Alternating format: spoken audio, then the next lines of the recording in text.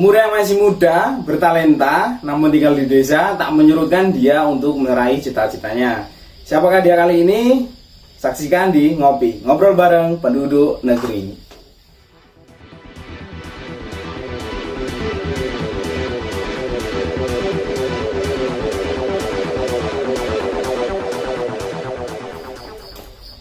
Halo Sobat Subscriber di Indonesia, bagaimana kabarnya hari ini? Semoga sehat-sehat semua ya, amin alhamdulillah. Dan puji syukur kehadiran Tuhan Yang Maha Esa. Kali ini saya dan sobat-sobat di rumah masih diberikan kesehatan dan juga rezeki yang melimpah.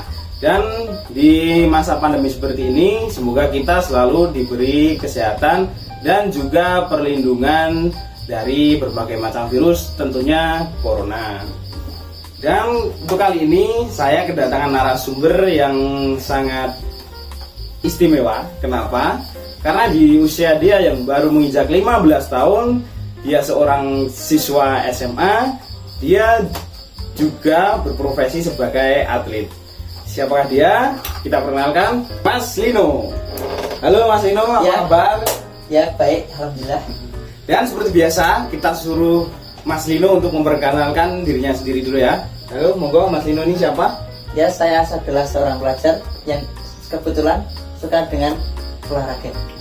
Dan kalau boleh saya tahu olahraga bidang apa ini? Saya berkecimpung di olahraga atletik, khususnya di nomor lari. Sejak kapan itu? Ya, sejak saya berusia 10 tahun. Dan sekarang sudah berusia 15 tahun. Ya, Berarti 5 tahun. sudah 5 tahun ya. Oke. Dan prestasi apa saja yang sudah Anda torehkan?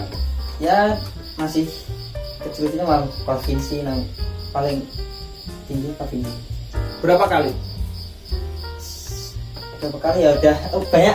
Banyak. Wah, itu luar biasa sekali. Ternyata udah banyak. Nah, dan untuk awal mulanya itu bagaimana Mas? Kok Anda bisa berkecimpung di olahraga?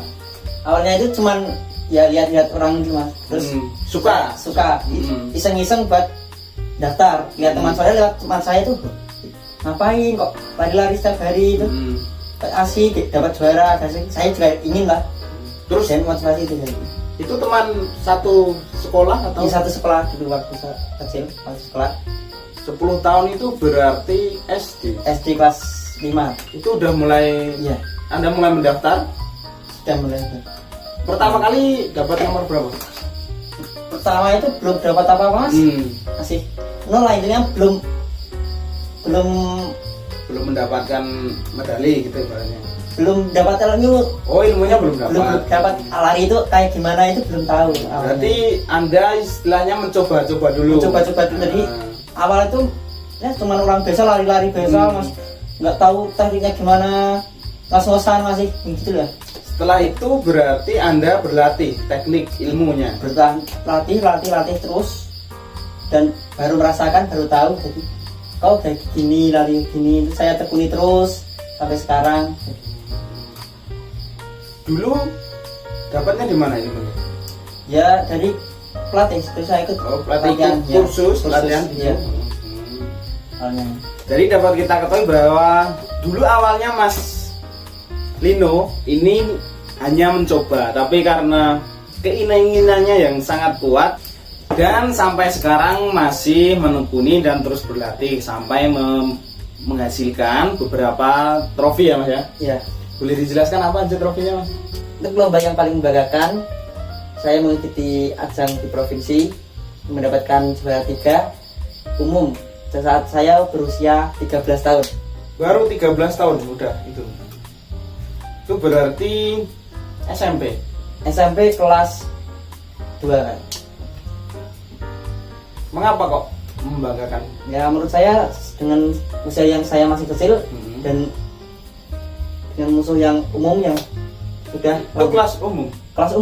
Saya masih kelas 1 kelas 2 SMP dan musuh dengan orang-orang umum yang sudah dewasa lah ini. Luar biasa sekali, berarti Mas Lino ini di umur yang 13 tahun sudah bisa mengalahkan pesaingnya yang relatif di umur yang lebih tua dari dia. Kalau untuk yang lain Mas, mungkin ada pengalaman yang lain yang unik waktu Anda berlomba? Oh, ini pengalaman unik dan memalukan. Kenapa kok memalukan? Karena kurang persiapan juga saat melakukan perlombaan. Jadi biasanya kalau sebelum lomba itu persiapan ya ke kamar mandi atau makan cukup. Dan itu saya itu melupakan itu. Jadi makan saya nggak teratur, kurang tidur ya semacam itu. Malamnya nggak tidur ya, terus jadinya perut nggak enak, badan nggak enak langsung. Dan waktu perlombaan itu udah nggak enak, perasaan nggak enak dan badannya terasa nggak sehat karena nggak sehat dan memutuskan nggak ikut padahal udah mau start. Jadi sebelum start Anda memutuskan mengundurkan diri. Ya. Mengundurkan diri. Untuk tanggapan orang tua di rumah bagaimana? Kan Anda masih seorang pelajar, kemudian kita tahu bahwa tanggung jawab seorang pelajar itu masih harus fokus untuk belajar. Namun Anda di sisi lain tetap berlatih dan tetap mengikuti kursus di luar jam sekolah. Bagaimanakah tanggapan mereka? Ya, untuk saya mendukung, selalu mendukung. Sekolah lah, olahraga lah, tapi tetap mendukung apapun. Jadi nggak apa-apa kalau ibaratnya sekolah Anda di satu sisi terganggu nggak? Ya, yang penting bisa mengatur waktu. Jadi latihan juga latihan, belajar juga belajar. Kalau malam istirahat ya istirahat. Yang penting nggak mengganggu. Oh. Dan untuk di awal-awal dulu waktu Anda berkecimpung di bidang ini, kan dulu Anda belum berprestasi. Itu orang tua juga apakah mendukung dari awal atau dulu ada penolakan terlebih dahulu? Dari awal itu orang tua itu sudah mendukung. Ya, ikut sana aja no. Gitu. Ya. Kemudian yang kursus-kursus itu mereka sarankan atau? Ya, mereka sarankan. Mereka yang sarankan. Ya, mereka sarankan. Berarti peran orang tua di karir Anda, karir ya ibaratnya ya, sangat mendukung. Ya, sangat mendukung. Dan kalau boleh saya tahu di keluarga Anda ini ada enggak yang sebelumnya sudah berprofesi sebagai atlet? Oh enggak, cuman saya. Dan kebetulan adik saya juga ikut saya latihan di. Itu karena adiknya tertarik? Ya, tertarik dengan saya karena dulu kalau saya lomba lari atau saya mau ikut latihan itu sering ikut dan mungkin tertarik dengan dunia lari. Sama seperti cerita Anda ya, dulu ya? Ya, tertarik dengan itu. Dan dia juga udah mulai lomba ibaratnya? Ya, sudah mulai lomba dan sering menjuarai juga di tingkat provinsi, malah kadang di nasional tapi open terbuka. Enggak. Bukan. Umur berapa adik? Sekarang umur 11 tahun. 11 tahun berarti dia Kelas 6 SD. kelas 6 SD. Berarti sangat luar biasa sekali dari ketertarikan Mas Lino untuk berkecimpung di dunia olahraga. Sekarang dia diturunkan ke adiknya yang sama-sama tertarik untuk menggeluti bidang ini. Mas Lino apakah selalu memberi support untuk adiknya? Saya sebagai sekarang kakak yang baik ya. Sering memberikan support ya seperti mengingatkan untuk makan yang baik, menjaga kesehatan tubuh, nggak makan makanan yang sembarangan, tidur yang baik, tetap belajar, latihan yang teratur, nggak bolong-bolong, nggak malas gitu. Kalau boleh saya tahu bagaimanakah caranya Anda menjaga tubuh Anda? Ya, contohnya dengan makan makanan yang bergizi, minum yang cukup, dengan tambah dengan susu, tidur yang cukup juga ya. Ya, tidur yang cukup. Ya, semua kegiatan itu pasti akan melelahkan, tapi kalau disampingi dengan makanan yang cukup, dengan istirahat yang cukup, pasti bisa. Dan di usia Anda ini tadi kan terdengarnya caranya Anda menjaga tubuh Anda kan sangat sederhana sekali. Apakah Anda juga dibarengi dengan mengkonsumsi suplemen? Kalau untuk saya itu tidak. Ya, tidak mengonsumsi suplemen seperti itu. Hanya makanannya saja yang dijaga sama istirahatnya. Ya, yang penting itu sayur. Sayur. Ya. Sayur, nasi itu yang penting dan susu. Cuman itu. Ya. Enggak, paling kalau sakit-sakit atau apa ya sih sering di es apa, cuman enggak ada seperti suplemen, enggak ada kimia itu. Dan untuk sekarang ini kan baru masa pandemi kan? Ya.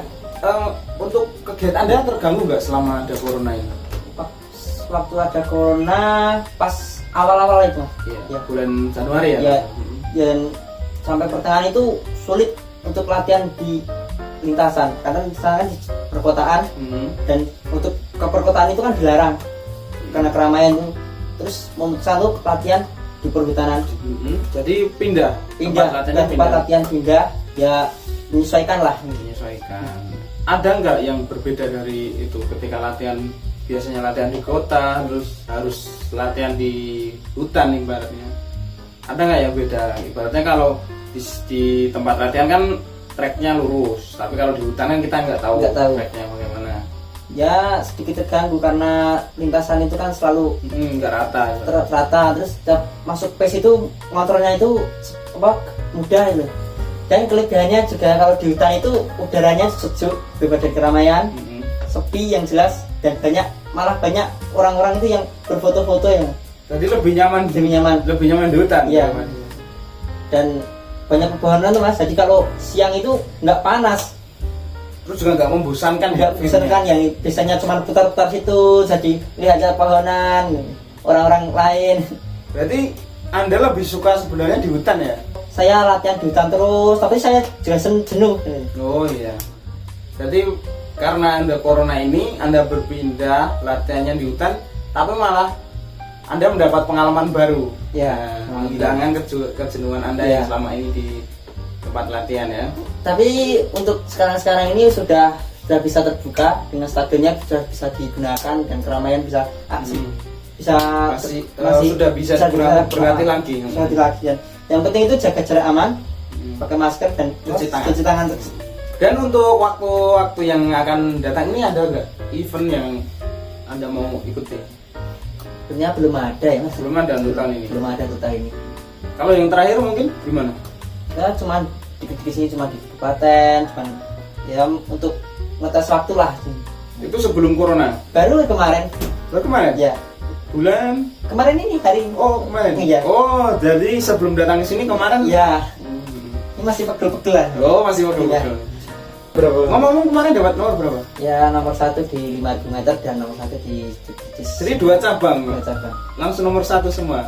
Dan luar biasa sekali semua di rumah. Jadi sebelum Mas Lino datang ke studio kita hari ini, 2 hari yang lalu dia memenangkan event di nomor 5.000 meter dan 2013. Itu tadi semuanya mendapat peringkat pertama. Luar biasa sekali. Dan untuk menjadi seorang atlet ini menurut Anda mudah atau enggak sih? Ya mudah-mudahan sulit ya, karena juga membutuhkan modal, juga membutuhkan waktu yang luar, yang harus meluangkan waktu sendiri untuk berlatih. Ya. Dan kerja keras kan intinya, apapun itu kerja keras kan. Pasti kerja keras itu ada hasilnya lah. Ya, kecil apa kerja keras Anda itu bisa ada hasilnya. Walaupun harus meluangkan waktu tersendiri ibaratnya, tapi ketika mendapatkan hasil ya pasti ada kebahagiaan sendiri dan sendiri, jadi motivasi, aku besok harus lagi ya, lebih semangat lagi. Gitu ya. Di balik rasa kebahagiaan ketika berhasil, itu ada nggak suka dukanya dulu seperti apa?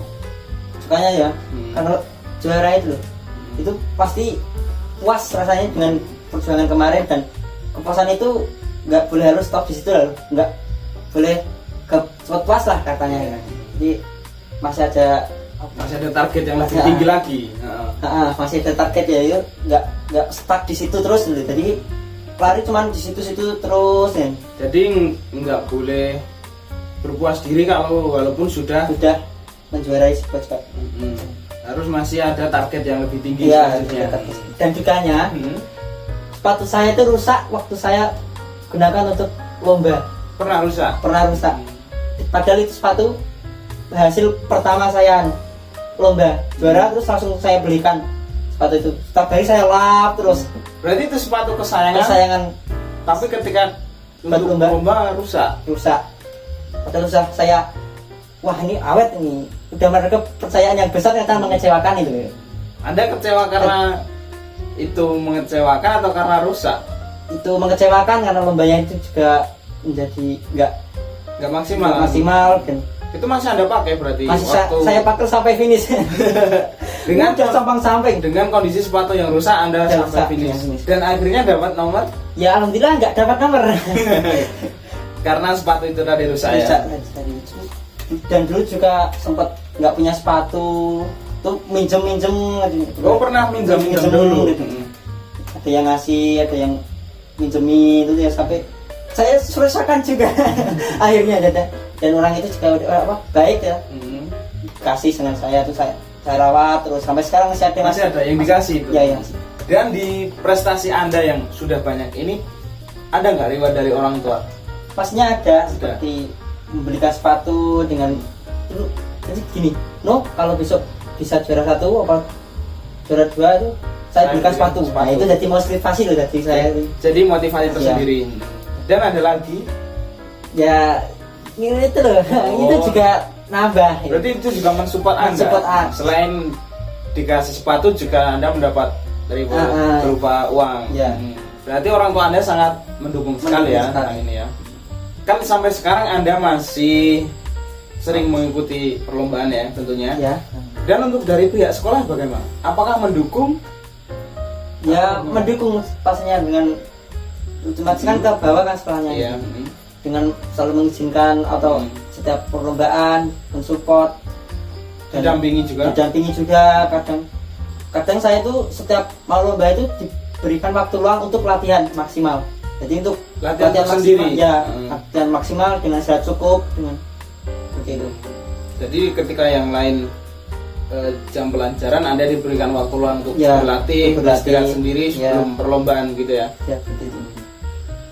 Dan untuk teman-teman Anda di sekolah bagaimana? Kan Anda sering tidak mengikuti pelajaran karena ada latihan sendiri. Itu bagaimana kan tanggapan mereka?